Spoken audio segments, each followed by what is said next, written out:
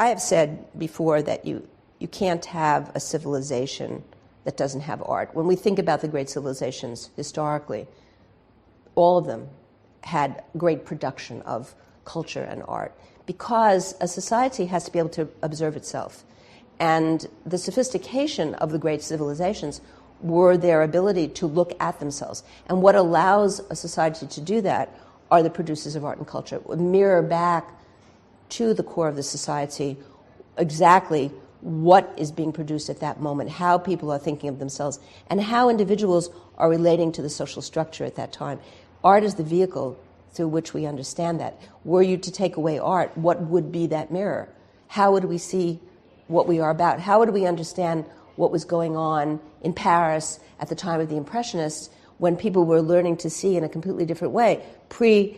Cinematography, all of these things are just emerging, and here are people looking at the world in a very different way, which was considered so radical at the time.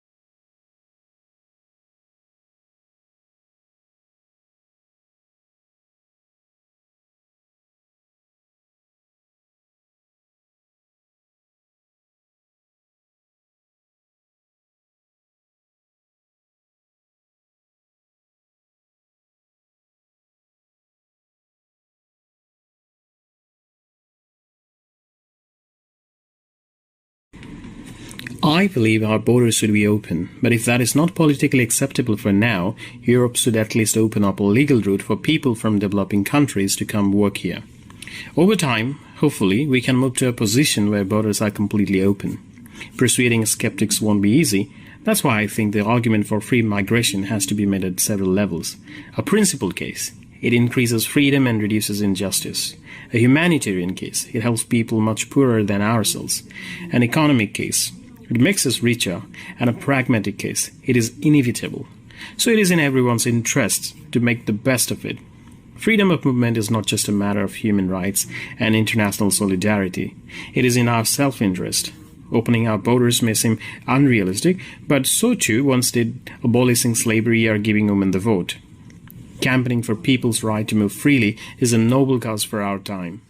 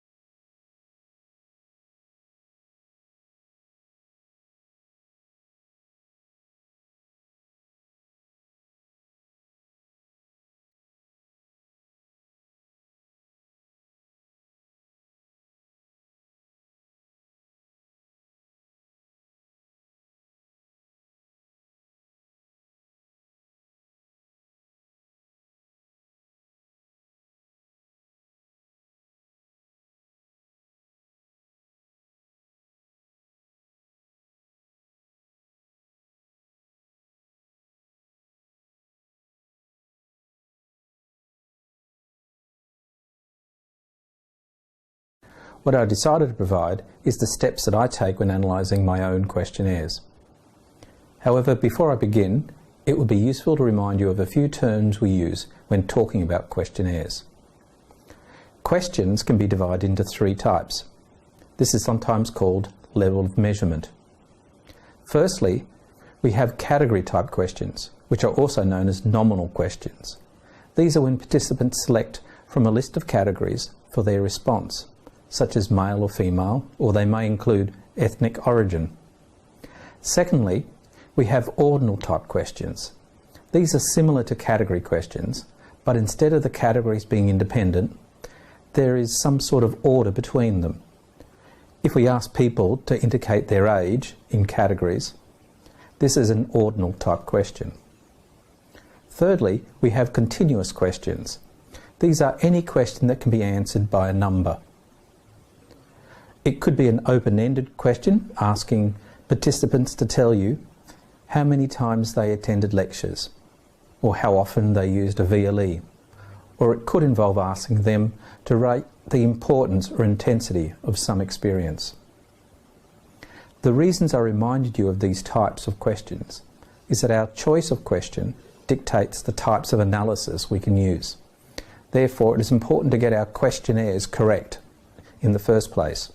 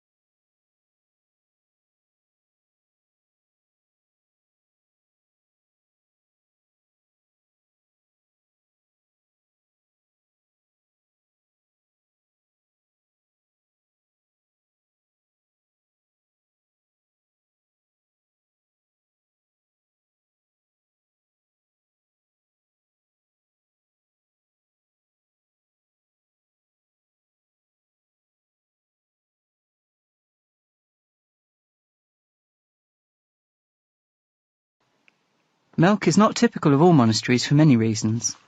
First, it is very grand, which most, especially later foundations, aren't. Secondly, it was founded in the countryside, whereas in the 17th and 18th centuries, a good proportion of foundations were made in towns. Thirdly, it still owns a substantial amount of land, because fourthly, it lies in the Austrian Republic, the only European country where grand old monasteries have been in continuous existence since they were founded, 900, 1,000, even in one case 1,200 years ago.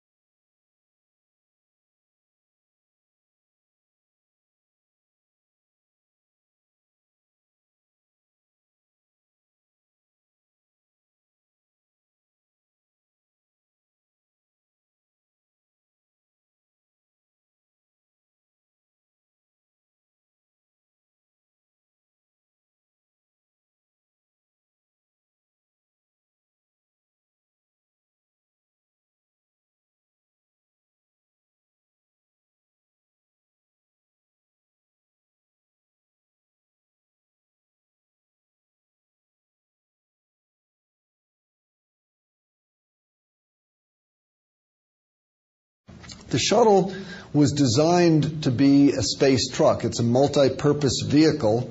We've done a tremendous number of different things with it. It's the most versatile space vehicle that has ever been built. We've used it to launch satellites. We've used it to repair satellites in orbit and put them back into orbit. We've used it to capture satellites and bring them back to Earth for repair. We've outfitted it with the Space Lab built by our European partners and used it before the era of the space station to do scientific research. We used it as part of our partnership with the Russians, which is still continuing, first as part of the Mir space station, where we actually prolonged the useful life of Mir by several years through logistical supply visits with the shuttle. And now, of course, we're using it to build the new International Space Station, which is a huge international partnership.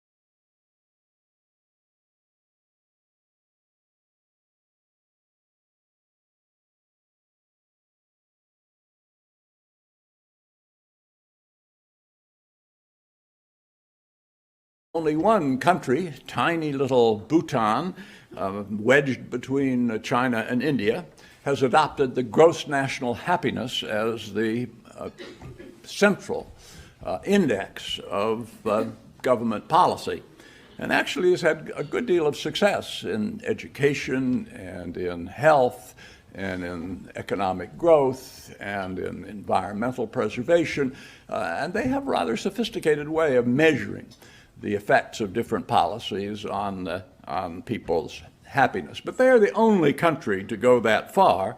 But you're now beginning to get other countries interested enough to do kind of white paper policy analyses about whether happiness research, what effects would it have if we used it more for public policy. You're beginning to get countries like Australia, France, Great Britain that are considering publishing regular statistics on happiness. So it's beginning to become a subject of greater interest for policymakers and legislators in different advanced countries.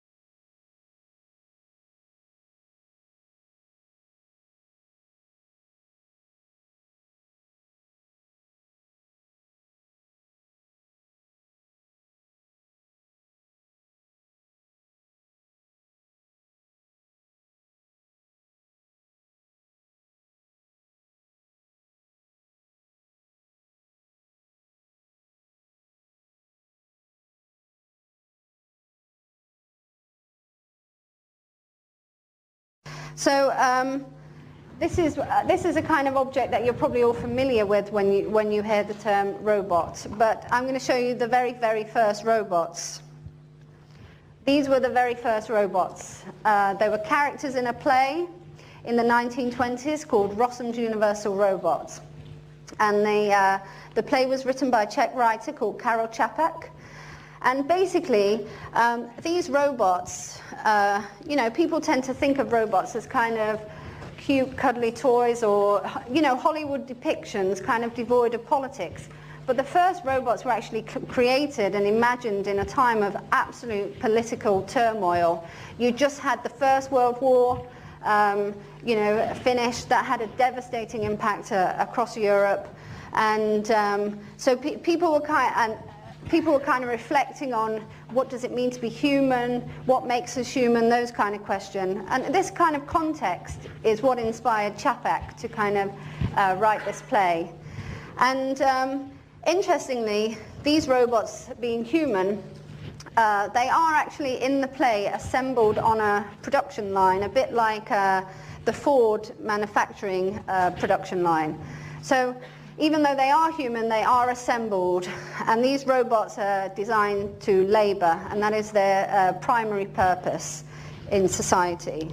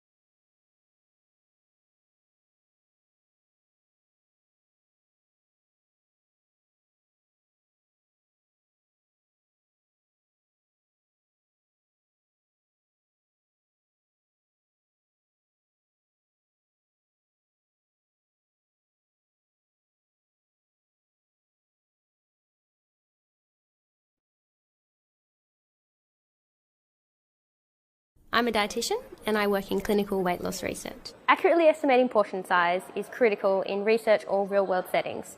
For example, if you're trying to watch your weight and you're out to dinner and you're presented with a bowl of food, there's no really good way to actually estimate how much you're eating unless you're going to whip some scales out of your bag. So we wanted to find a more objective way for people to quantify what they're eating when they're out and about. I came up with a more hands-on approach. We got people to measure the dimensions of the food using the width of their fingers, and remembering back to primary school maths, we used the geometric volume formulas to estimate the weight of the food.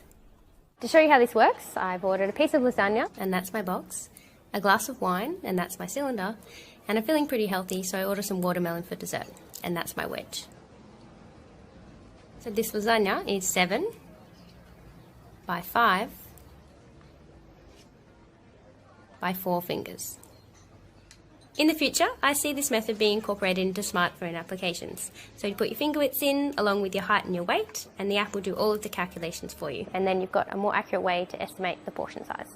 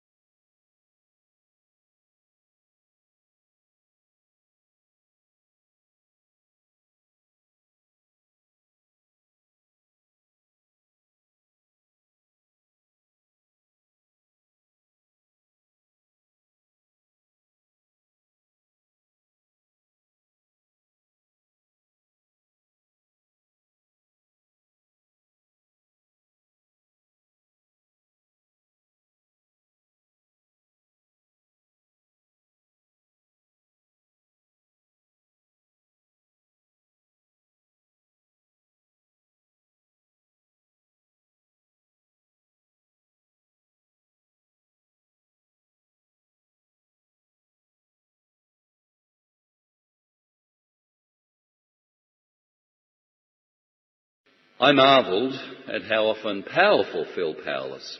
But in the face of this sense of disempowerment, there's no decline in involvement in organisations which seek to share wealth and opportunities, which seek to protect one another's rights and work towards the common good. According to the UN, civil society groups have grown 40-fold since the turn of the last century. since the turn of last century. Internationally, the non-profit sector is worth $1 trillion. There are 700,000 not-for-profit organisations in Australia alone. 700,000. The UN recognises 37,000 specifically civil society organisations across the globe working in international relief and gives accreditation to many of them. This profound movement towards harnessing voices and resources from outside the realm of governments and officialdom reflects a growth in trust. The third sector, NGOs. Putnam, who discovered in the field of local government in Italy, the best predictor of governmental success was the strength and density of a region's civic associations.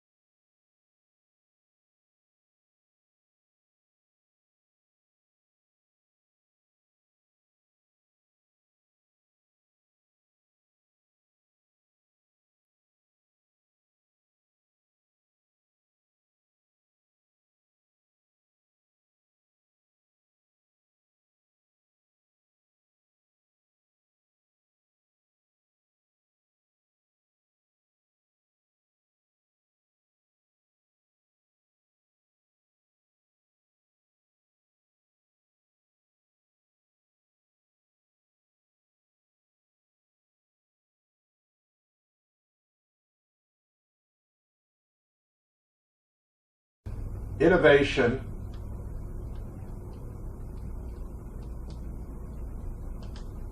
equals invention, and let me just stop here.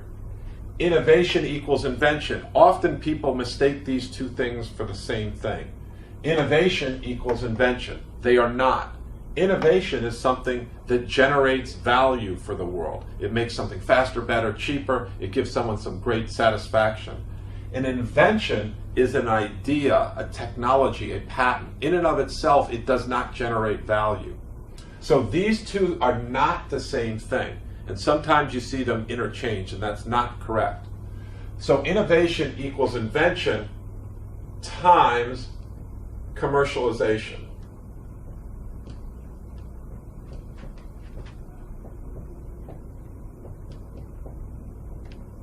So, when we look at this equation of innovation, something of value, it requires a new idea, and then it requires someone or some organization that is going to commercialize that idea and to make it of value to the world.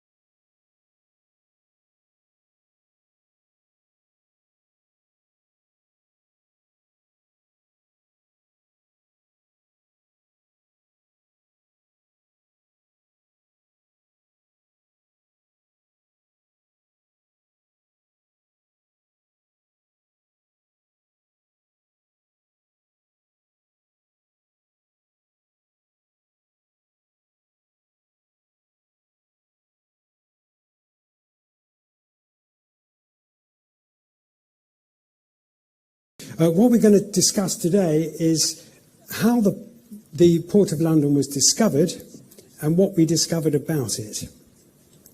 Now, if you look at the historical records of Roman London, there's only about 14 actual references to London in antiquity, i.e. contemporary references, and of those, only one is in the 1st century. There are none at all in the 2nd or 3rd century. There's only one in the late 3rd century, and there's 4 in the 4th century. So if you're a historian trying to write a history of Roman London, it's very difficult. You don't really have much data. You're going to depend on the archaeological evidence, the material evidence of the port and indeed the town to have any understanding of what happened then.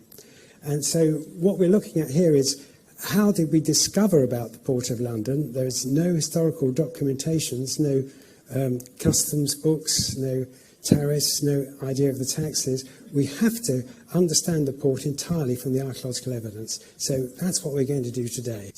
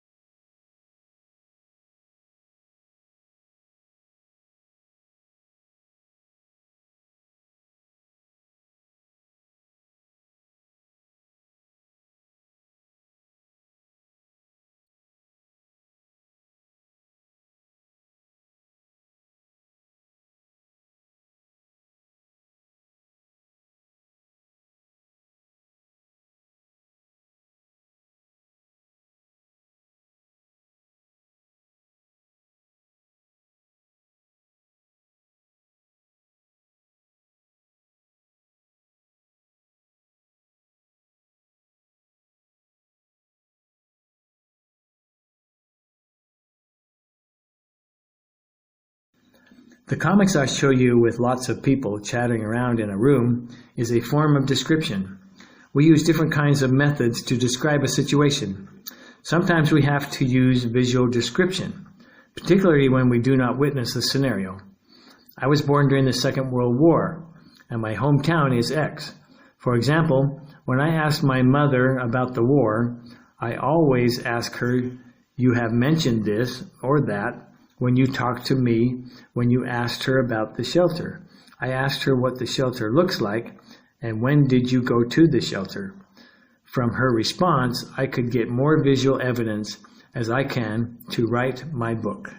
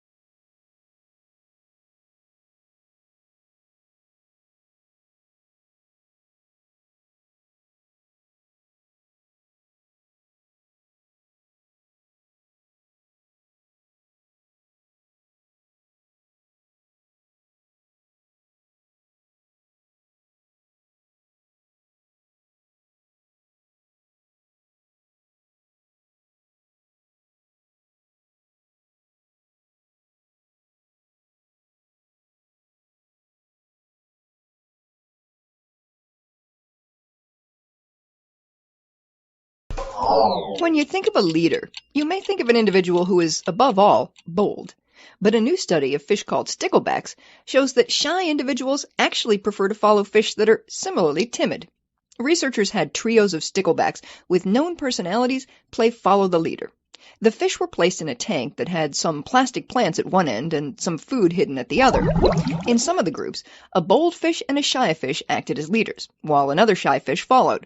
And in other groups, it was a bold fish that did the following. The researchers recorded whether the follower sallied forth more frequently with the fish that was behaviorally similar or the one that was different. What they found is that shy fish were more likely to emerge from under cover when an equally wary fellow was already out there. Bold follower fish did not seem to care as much which leader they followed. Of course, no matter which fish a stickleback chose to stick with, the bold fish did lead more joint expeditions over the course of the experiment than their more retiring friends. That's because the bold fish initiated more trips, regardless of who might be tailing them. The findings are in the journal Biology Letters. The researchers write that when offered a choice of leaders, sticklebacks prefer to follow individuals whose personality matches their own. But bolder individuals may, nevertheless, be able to impose their leadership, even among shy followers, simply through greater effort. We may soon see if such tendencies also hold true in humans when Americans decide who they'll follow in November, unless, of course, something fishy happens.